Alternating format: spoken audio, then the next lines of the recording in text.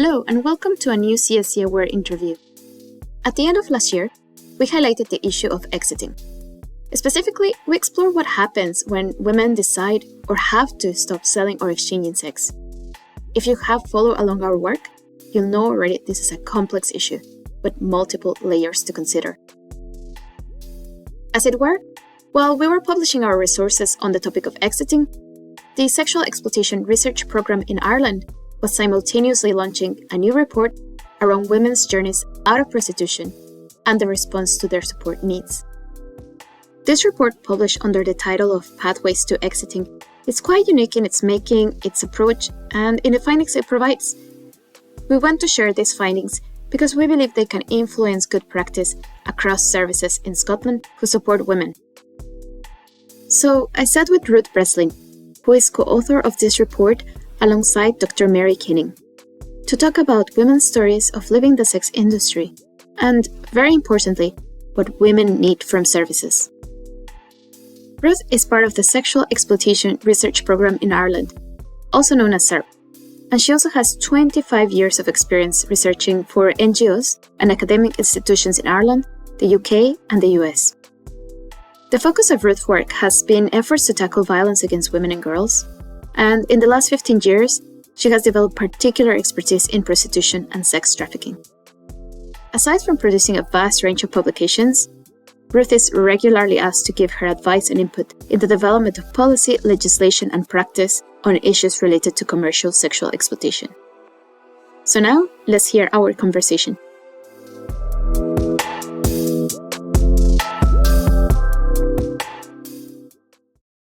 I suppose the first thing I wanted to acknowledge is that in my experience, from what I know, there's not been an exiting report in recent years, particularly after the COVID pandemic. And we know that the COVID pandemic brought additional adversity to women involved in the sex trade. So I wanted to ask you, what was the motivation behind this research and why was it important to publish it now in the years following the pandemic? We were very lucky to receive a small bit of funding in the fairly early stages of the pandemic to kind of try and capture a snapshot of what was going on in the sex trade as a result of the pandemic, like how the pandemic was impacting on the sex trade in Ireland. And it was a fairly small snapshot study, but it was a really good one to do just in terms of really being able to highlight how so many of the difficulties that women experience in the sex trade were really magnified during that time.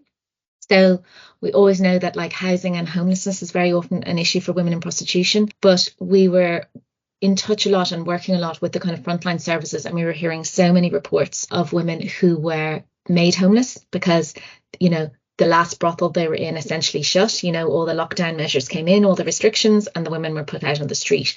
But actually more often we were hearing about women who were trapped in the last brothel they were in and had nowhere else to go. And a lot of women in the sex trade in Ireland are very mobile. They don't really have a set address. They're moving from place to place wherever they sell sex.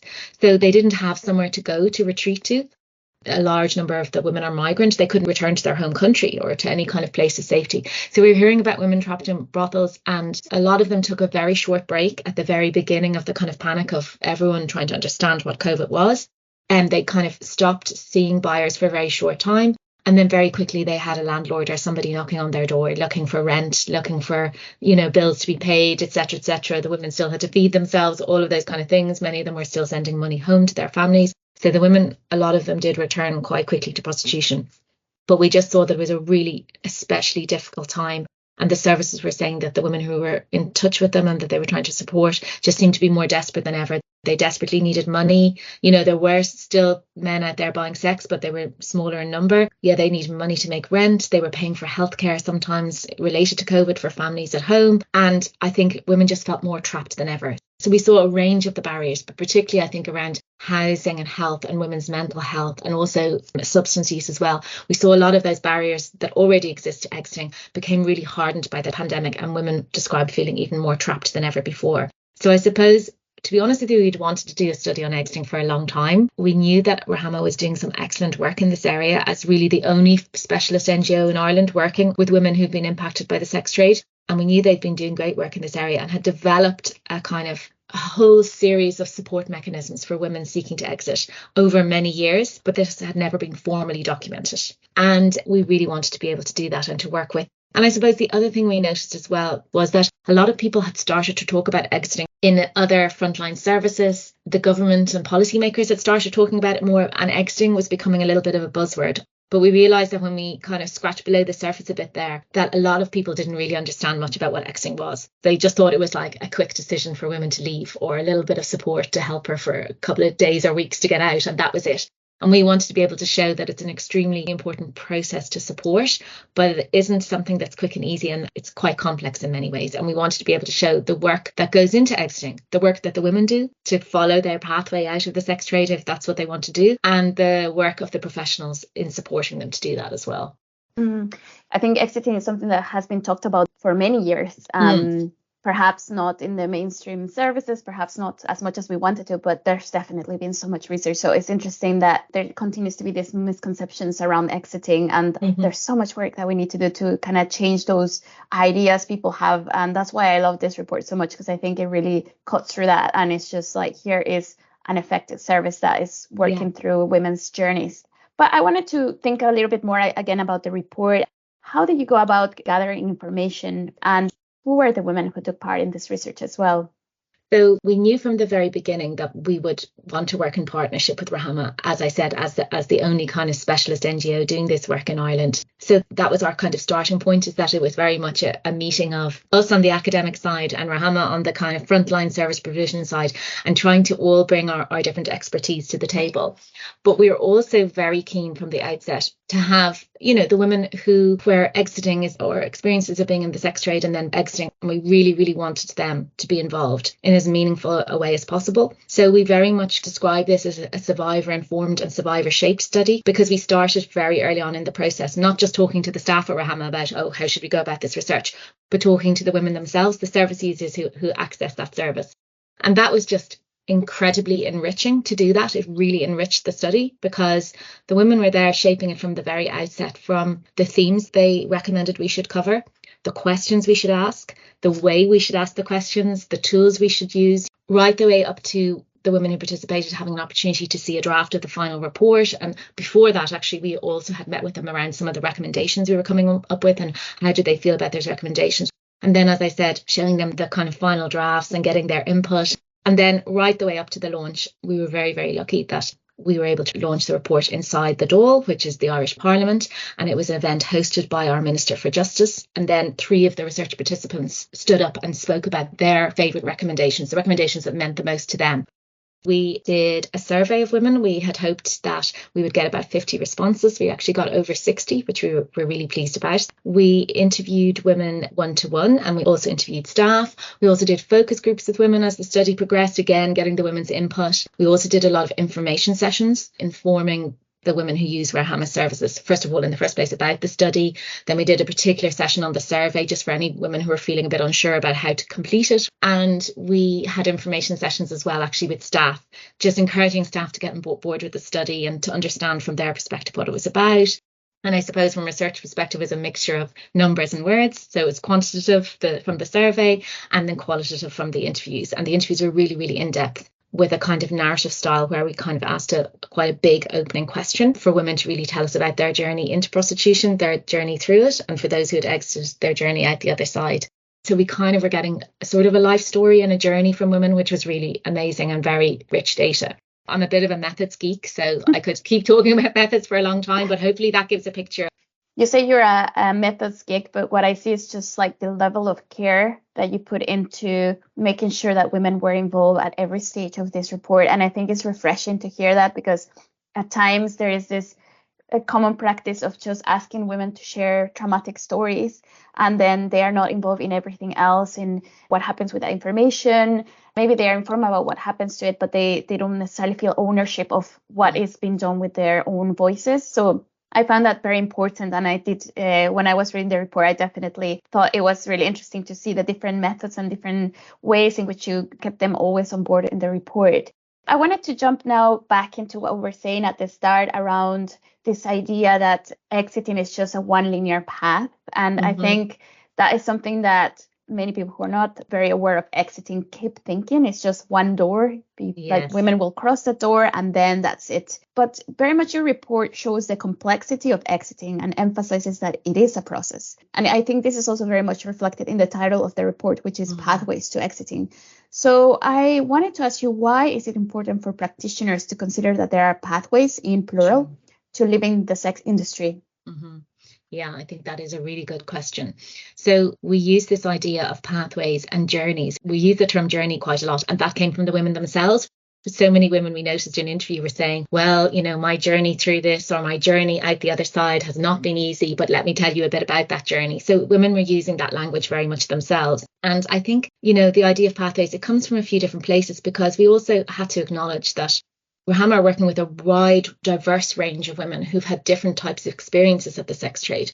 So for some, they're working with women who've been in prostitution sometimes for many, many years, and they perhaps women who are thinking about exiting or wanting to exit or have tried but haven't managed it. And then they're also working with victims of trafficking who are perhaps in a highly exploitative situation, but literally one day they essentially escaped from that situation. They got away, they got out, or they were discovered by police or something like that. So in a way, their exit was very sudden, in that they were out and that was the last time that they were going to be in prostitution, but they still had this whole process to go through to recover from their experiences. So I think, first of all, we were cognizant of that women's experience in the sex trade and leading the sex trade were very diverse. So we needed to kind of acknowledge that in the study. But also, I think this idea of, you know, exiting being non-linear, that was so very clear from lots of the women who participated, that many of them had thought about exiting for a long time and had a wish or a hope to do it, but hadn't quite reached that point. Or there were women for sure who had decided they'd had enough in the sex trade, that they'd experienced so much harm that they needed to get out. And sometimes were able to exit for a period, but they weren't able to sustain that. And they often found themselves in a situation where they just felt they had no other choice to return, because it was their only way of surviving. It was their only way of bringing money in to survive, to support themselves, to support their families, often children, etc. So women were sometimes returning. And what you really saw with those women is that for them, I think a lot of them felt a sense of failure. And I think sometimes they also felt that maybe they had failed the service, because the service had been encouraging them, you know, along their process. Now, obviously, that's all about the women identifying themselves in the first instance, that this is what they want to do, because Rahama also works with lots of women who are currently active in the trade with no plans to exit. But for women who had identified that's what they wanted to do and had tried and had managed for a time, but then had returned, there were some women who felt, that it was, I suppose, maybe a sense of failure. And sometimes, you know, they felt that, well, perhaps I can't go back and access the support again because I've tried and I didn't manage it. And I think that's where Rahama is really, really good at being very clear that the door is always open, that no matter what stage you are in your journey, whether you're currently active right now, whether you're somebody who's escaped, whether you're somebody who's just thinking about exiting or has already exited, that support is available at all those stages. So I think that's why we just saw that for many women, it wasn't linear. There were stops and starts. There were women who were in and then came out and then went back in again. But I suppose what united all of the women was that they did not see themselves in prostitution in the long term. For some, it had been, you know, a situation where they thought it was something that would address their financial problems, very often address their situation of poverty in the short term. But then they realised that the harm the sex trade was inflicting on them was so much that they knew they needed to get out, but they just needed specialist support to do that. It wasn't as simple as just walking away one day and starting to live a new life. Yeah, at CRC Aware, I think one of the things we always try to tell people is how diverse women's experiences are in the sex industry. Yeah. But I think one part that is also very important for people to know is that their exiting journeys will be very different as well. The reasons why they have to leave the sex industry, or they need to, or they decide to. And I think at times, even though people recognize that diversity of experiences, they think that when we talk about exiting, we mean the same thing. We mean escaping, or we mean deciding to leave. So I think it's really interesting in your report as well, like to talk about this, that journeys are very different from one woman to the other. I think one of the things that makes exiting very complex is trauma. And basically the impact of the traumas, the many traumas, physical, mental, sexual traumas that women have experienced in the sex trade. Women sometimes described the fact that they felt worthless, or they felt that maybe this was all they were worth. Maybe they didn't deserve a better life because of everything they had been through and the very difficult time they'd had and the erosion of their self-confidence and their self-esteem that happened to them inside the sex trade. They didn't feel like they they deserved more or better. So sometimes that would just leave women stuck there. They knew they didn't want to be there, but they didn't really have hope for an alternative future. And I think that's why a service like Rahama is so important, because it was able to give women that hope that there is other options for you. We can explore them. No, it won't be easy. Yes, it will take time. But if you want to move in that direction towards exiting, we will support you. I think that's a really good point. The experiences that women have there will also have an impact on how they experience that decision or attempt to exit the industry. And I think you've been talking a little bit about those harms and the reasons why women are exiting. And that was my next question, why the women in your sample decided to leave the sex industry. But also, what does this tell us about the need for exiting services? And I ask this because, again, in Scotland, we don't really have dedicated exiting services. And I just wanted to see what you thought about that. So we explored in the survey the kind of women's top reasons, what were your main reasons for wanting to exit? And then we expanded on that with some of the women in the interviews as well. And it was so interesting to see such a huge percentage. So it was nearly 80%, 78%. The top answer was, I want a better life. So it was really as simple as that. They knew that they were not happy in prostitution. They knew that this was not what they wanted for themselves. They did not want it to be part of their future. They just wanted a better life. But many women then described feeling trapped because they didn't know how to get to that place, how to get to that better life. So that was really interesting, but that was literally the top choice in the survey.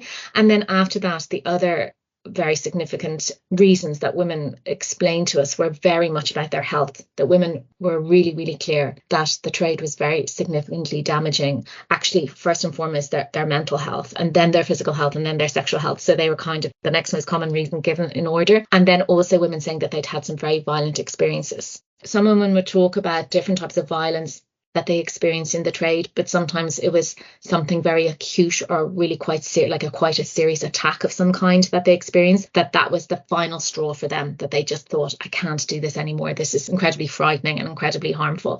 So women were very clear about how their involvement in prostitution was harming them, how the sex trade was harming them. And as I said, particularly their mental health, but also physical and sexual health too. And that's really also evident in some of the responses they gave. We asked quite a simple question around health. We asked, what was your health like? Different aspects of your health, physical, sexual, mental. What was your health like when you first came to Rahama, and what is it like now? And it's amazing how many women were talking about when they first came to the service, how they were just rating all aspects of their health as very bad, and we could see that actually improve over time, because women who were now, had spent some time in the service, okay, they weren't saying everything was perfect, but they were self-reporting health that was significantly improving. So I think they were seeing the benefits of receiving a service that was supporting them in all these ways, including addressing their health, but also in helping them to exit and get away from those harms that they were experiencing within the trade. And, I do remember interviewing one young woman who just told me that I would go out every day onto the street and I didn't know in the morning whether I would return in the evening. And, there's all sorts of violations that women were surprisingly willing in some ways to talk about, to explain. And, it's just very clear all the time, the harm and the trauma was coming through so strongly in all women's experiences. And I think it is really important to recognise and understand the level of harm and the level of violence that women are experiencing in the sex trade, to the point where sometimes women are minimising it because they've experienced so much violence. They'll talk about instances where, oh, well, he punched me that time. They'll mention it in passing because that was something that commonly happened to them. I think it is really important in terms of responding to women to understand that that's likely to have been their experiences in the sex trade, and the impact then that the trauma arising from that has on women and on their recovery for the future. Yeah, absolutely. You cannot talk about exiting without talking about what happened before. And I think sometimes maybe the expectation of when we talk about exiting is just to move, exactly to the point where women have left or they're thinking of leaving. But you have to have all that background to understand the full journey. And like you were saying before, it's about that trauma that is carried on. Mm-hmm. A woman doesn't just stop having trauma just because she's left the sex industry. And I think going back to your point about recovery, that was something I'm very keen to ask you about. Is I found that your research was very unique in the sense that it didn't only speak about exiting barriers. And I think I've seen a lot of reports and a lot of research focusing on exiting barriers, but yours talked about barriers to recovery, which I thought was very different. So can you explain the difference between exiting and recovery, and why was it important to make a distinction between them?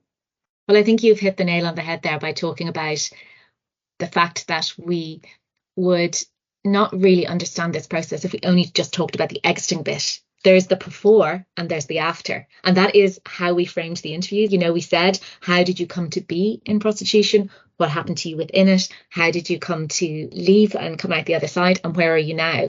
The before and the after are crucial for understanding the whole journey.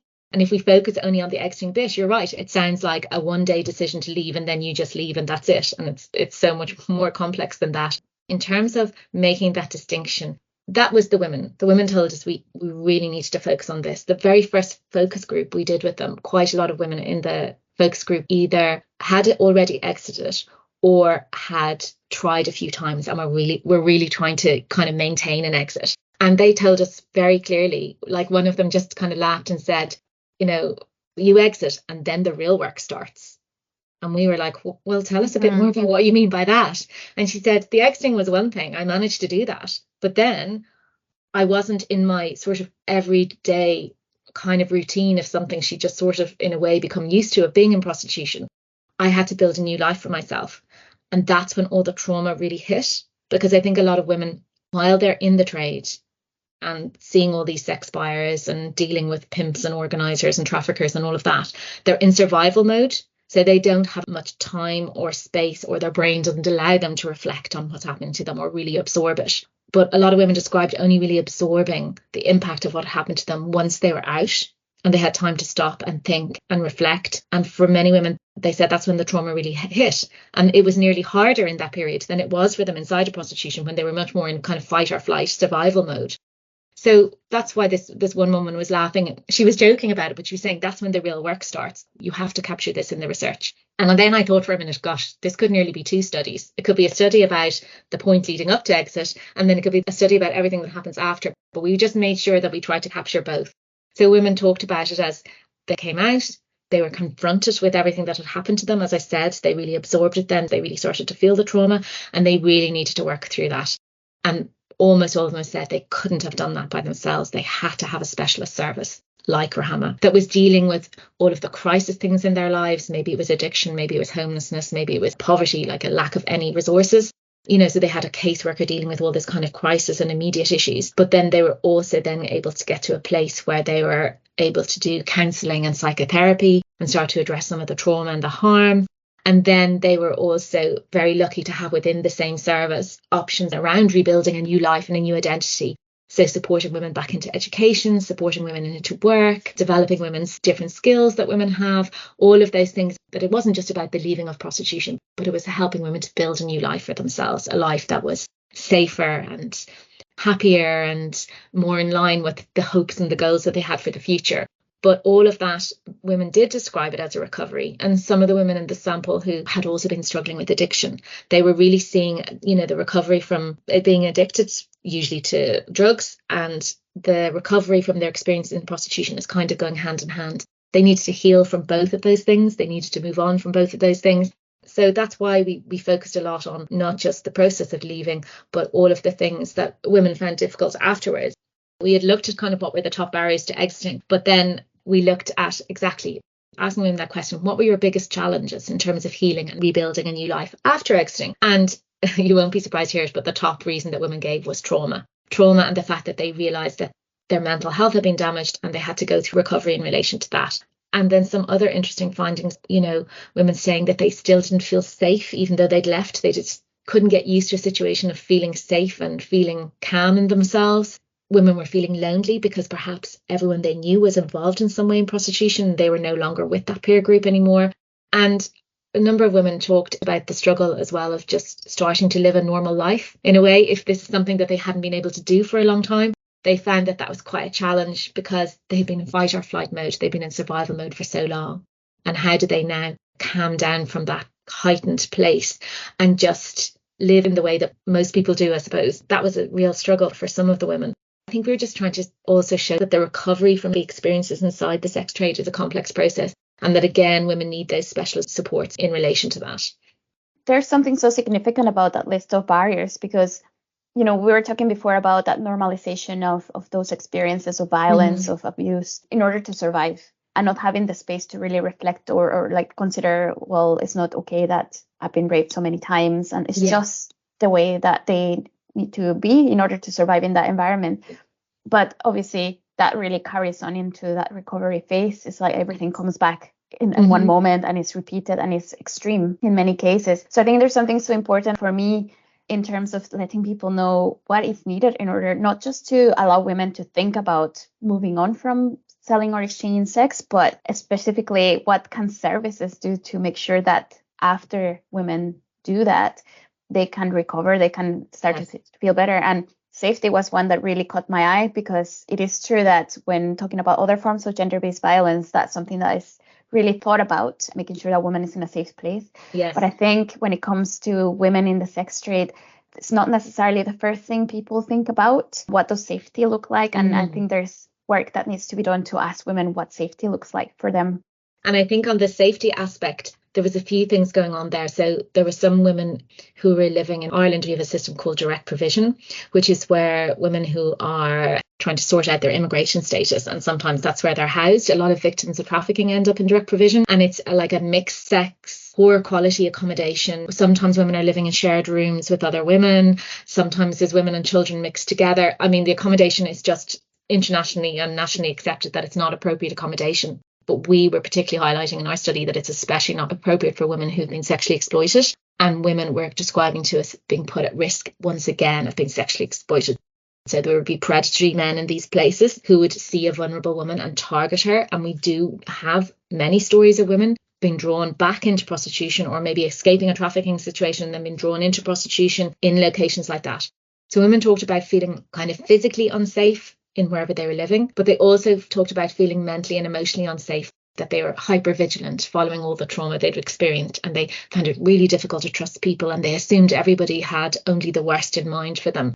And then women also talked about the difficulty of building new relationships, and particularly relationships with men, and particularly, intimate relationships, because again, some of the women were very afraid to trust men, or they just had an awareness that they were vulnerable, and perhaps that was a vulnerability that could be preyed upon.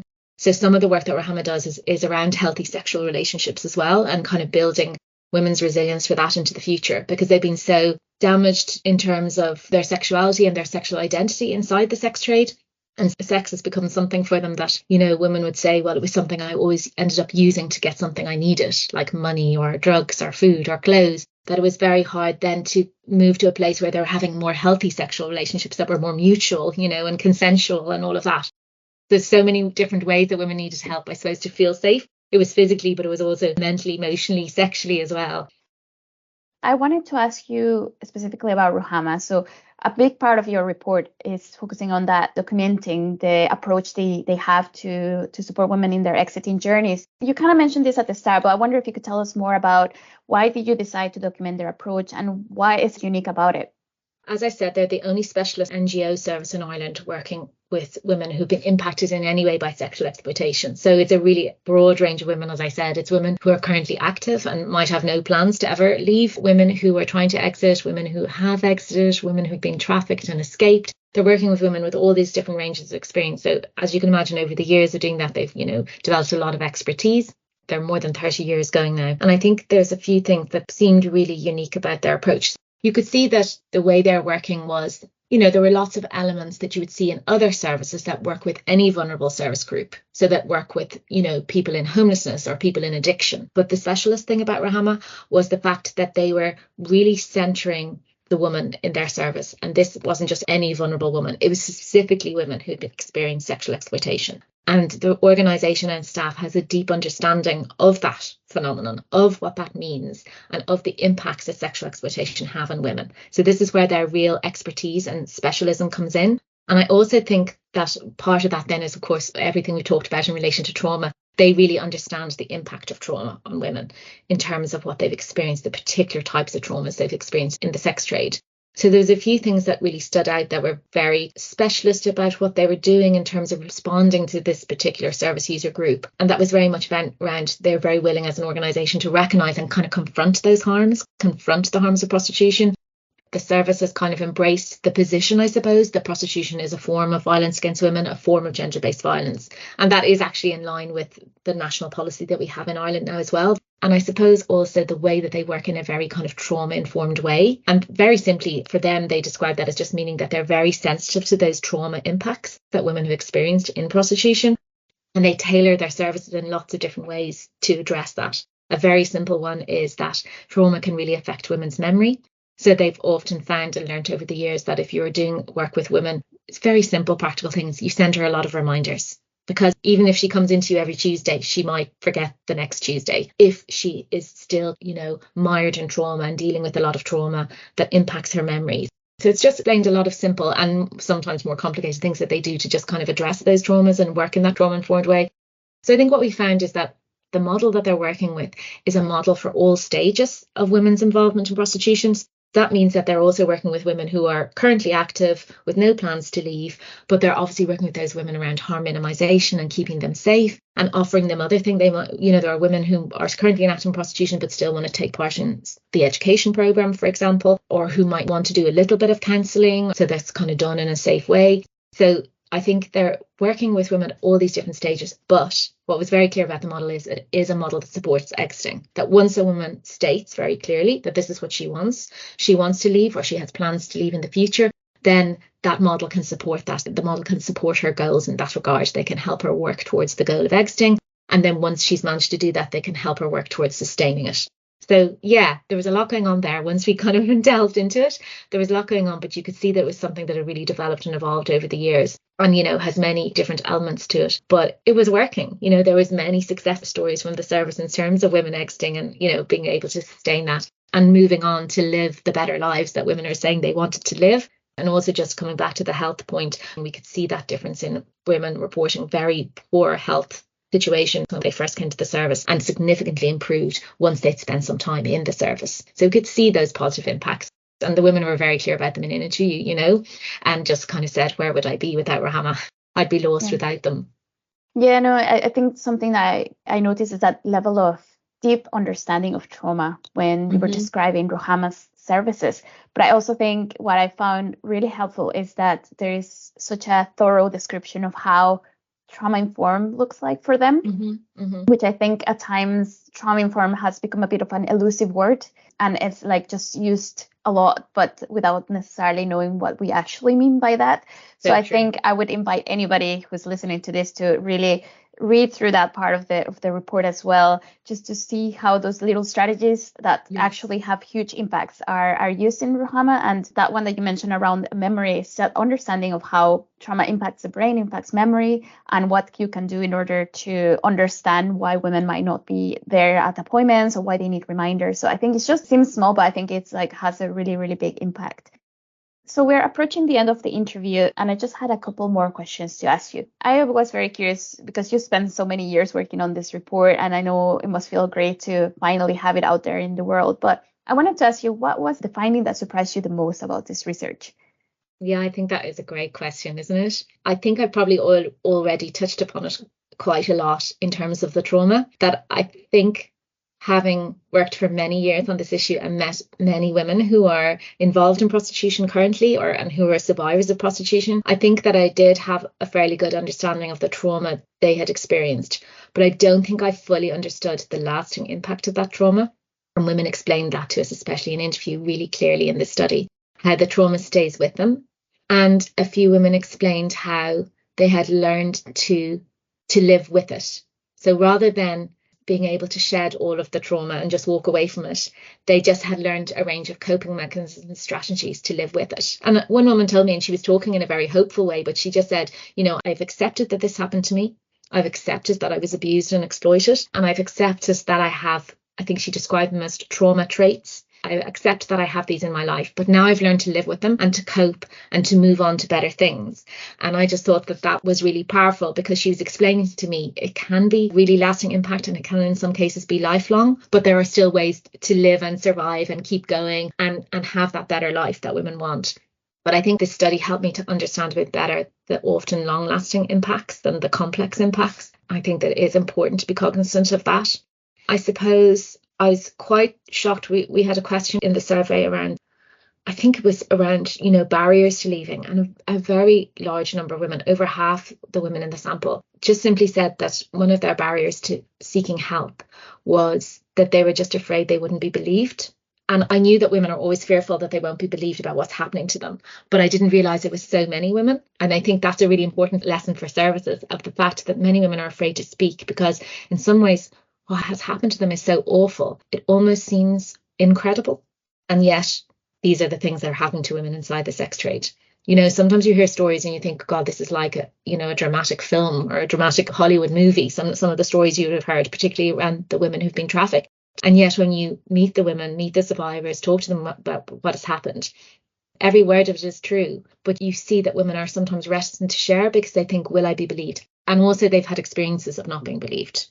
And that's very devastating for women. And one woman in our study talked about constantly being challenged by a social worker and pushed to a place where she, has been asked to say, sure, you made all of this up, didn't you? And she said that put her into a very dark place, because she thought, if this other person who is a woman, who is a social worker, is listening to me relay these horrible experiences and now she doesn't believe me, well, where does this leave me? So I think that's another important message, I suppose, about believing women when they're telling you things, even if they sound quite, as I say, incredible. And then I suppose the last thing that surprised me, but also I suppose was very positive and heartwarming to see, was the extent to which women were willing to share. And they were very open to sharing, including sharing their trauma or some of their very horrible or degrading experiences in the sex trade. Not because we were pushing them to share those. We left it very open whether they wanted to say anything or nothing about that. But women are keen to share because they themselves want to expose the reality of what happens to women in prostitution. But there were a lot of women, and this was really amazing, particularly those women that came on the journey of kind of shaping the study with us, who just said, anything I can do or say that helps another woman that's now in the situation that I was once in, I want to do that. So women are incredibly generous with their time, with their insights, and with their desire to help other women so that they don't have to go through the very difficult and traumatizing situation that they themselves had gone through. And I think, as I said to you, we brought that all the way into the launch because we had 3 of our participants stood up and shared their kind of favourite recommendations. And part of what they talked about was wanting this to not happen to other women. And one of the women was reflecting on her younger nieces and not wanting the younger generation to be exposed to sexual exploitation. So there are women out there who have such powerful voices, and they just need a platform for those voices. So I think that's something we always need to be aware of as well. I think they were fantastic points to highlight. I can't help but think about how in the past similar thing happened with things like domestic abuse that we talk so much about these days, and sexual violence, which perhaps is not right there. But when you look at the level of conversation around those other forms of gender-based violence, it seems like we have made some progress in terms of having more awareness about trauma, knowing that women want to be believed and that's not happening. But we talk more openly about that. So when I hear that it's kind of a similar situation, Yes. Yet we haven't made that progress in this area, I think is remembering it is a form of gender-based violence, and therefore women are going through similar experiences of not being able to share their trauma, feeling like they're not believed, and also wanting to make sure that other women don't have to go through that. I think it's something for all of us to keep in mind as we work with women. Absolutely. And I would just add to that one of the things that was difficult for the women and also for staff in Rahama was that there is also obviously an alternative narrative out there, which is that prostitution is labour, it's work, it's a job like any other. You can make a lot of money. There is still a narrative out there that can be quite glamorous and lucrative and all of that kind of thing. And I know that there are survivors who find that very difficult to hear because it absolutely doesn't reflect their experiences, and they feel it minimises their experiences of harm and trauma. But they also feel more exposed when speaking about their own experiences when it doesn't fit that other narrative. I think it's always important to be aware that, yes, there is that narrative out there, but in my view and in my experience as a researcher, it does not reflect that narrative of work, and kind of more positive twist on the sex trade does not reflect the experiences of the vast majority of women that I've met over the years who are in prostitution. Yeah, and I think ultimately it's about supporting women to feel able to open up about their own experiences in their own words. And I think at times that is very much not prioritized. Just to finish, I wanted to ask you a bit about your expectations for this report. In CSIA, where our main focus is on practitioners who are in non-specialist services, so they could be in housing, in substance use services, it could be violence against women. So they're not specifically focusing on sexual exploitation or women who sell or exchange sex. But we want to make sure that they have the tools to respond to women, because we know that women come to the services. So I wonder if you had any reflections to share about how you would hope that the practitioners in these non-specialist services take away from this research, or how they could use it. So I think first and foremost, it's something quite simple. Well, hopefully it's quite simple, and I think training can really help in this regard, but just being very aware of the kind of signs and indicators and red flags of sexual exploitation, be that trafficking or sexual exploitation more broadly, being very aware of those signs and indicators when you're working, particularly with any vulnerable women in any context. So you might be working with her around her homelessness or her addiction, but is there something else going on here? If she is in addiction, how is she getting money to buy drugs? Asking those kind of questions. So just being aware of seeing those signs and red flags and asking the questions, and also knowing that if you ask questions like this sensitively, it's okay to ask those questions. In fact, it's right to ask them. So we really came across this in the study from talking to Rahama staff just about their interactions with other services. And they were talking about how things were changing and improving, but that there was definitely a real reticence in the past amongst practitioners who aren't specialists in this area to ask questions about sex, essentially, or anything to do with selling sex or trading sex for something. And I think that probably comes from a place in terms of Irish history of the role of the church and oppression of women's sexuality by the Catholic Church and things like that, that there still is sometimes a discomfort to ask these questions. But I think it's really important not to turn a blind eye. If you think that there's somebody that is perhaps involved in prostitution and you're responding to them around their other needs, you need to know the whole picture. So if you just ask those questions in the right way, and then hopefully then you can link women in with other more specialist supports in that regard. But I think it's not being afraid to kind of face up to it. So it's knowing the signs, I think asking the right questions. And then I think it's all of the stuff we've already talked about in terms of really understanding if a woman is saying that she has been involved in prostitution or currently is, understanding all the risks and harms that she's therefore exposed to, understanding the trauma that she might be experiencing and responding in a trauma-informed way. And I think anybody who's working with vulnerable people presumably is trying to, adopt that trauma-informed approach. And I think then it's in terms of particularly around exiting, getting to a place where, okay, you don't have to be an expert in exiting. Of course not. We're not asking that of everybody, but just understanding that this is something that can be quite a complex process. And that it's most likely going to need a holistic response and a multi-agency response. So don't try to think you can fix all of this yourself. It's going to need other supports and other services. And maybe that there is something about bringing practitioners together from lots of different places and disciplines to kind of share any learning in this area and, agree referral pathways and things like that. So, yeah, it's being very open to understanding the nature and sometimes the complexity of exiting and willing to learn more about it, I suppose, for the benefit of your service users.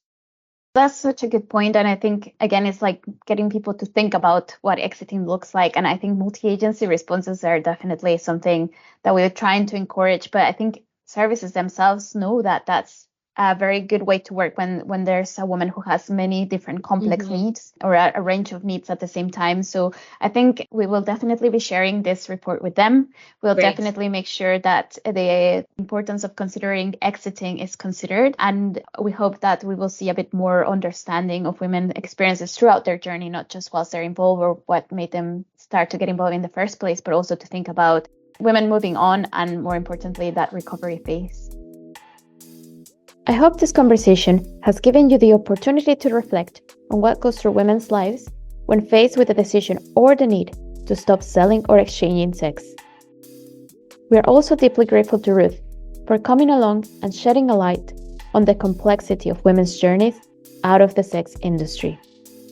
If you want to access the full report we have discussed today, you can do so by visiting www.serp.ie. My name is Natalia, and it's been a pleasure to bring you this CSE Aware interview.